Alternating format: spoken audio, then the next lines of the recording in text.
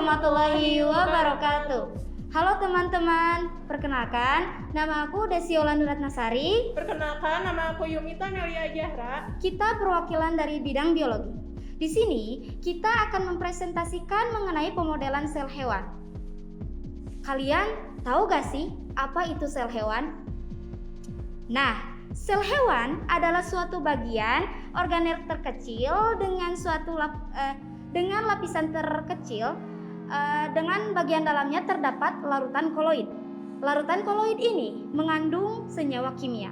Sel ini juga memiliki keunggulan yang sangat banyak. Salah satunya yaitu dapat menduplikasi diri dengan cara membelah diri.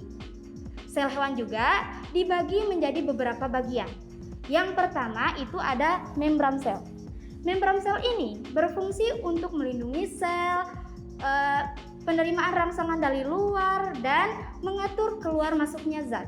Yang kedua ada retikulum endoplasma.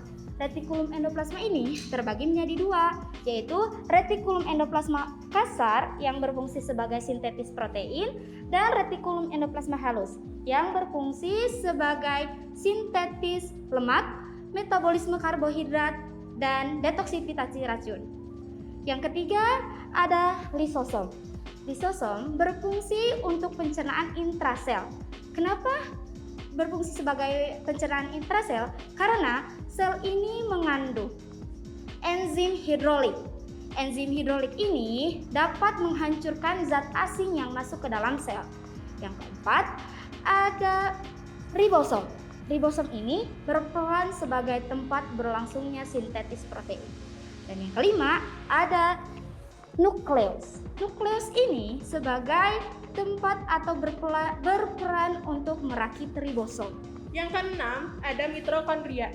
Mitokondria ini berfungsi sebagai tempat menghasilkan energi dalam bentuk ATP dan respirasi seluler.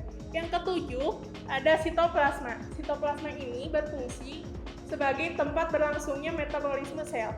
Yang kedelapan ada sentriol.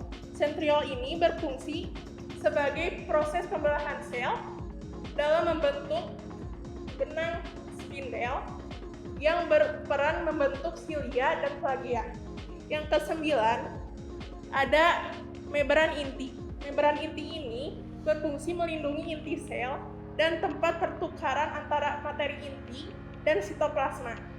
Yang terakhir ada aparatus Golgi yang berfungsi membentuk kantong untuk ekresi, membentuk membran plasma, membentuk lisosom, dan memproses protein. Nah, pemodelan sel hewan ini dapat kita gunakan sebagai media pembelajaran materi sel hewan loh. Kita dapat memahami dan mempelajari struktur dan fungsi materi sel hewan ini. Sekian yang kita bisa jelaskan. Mohon maaf apabila ada kesalahan. Terima kasih dan wassalamualaikum warahmatullahi wabarakatuh.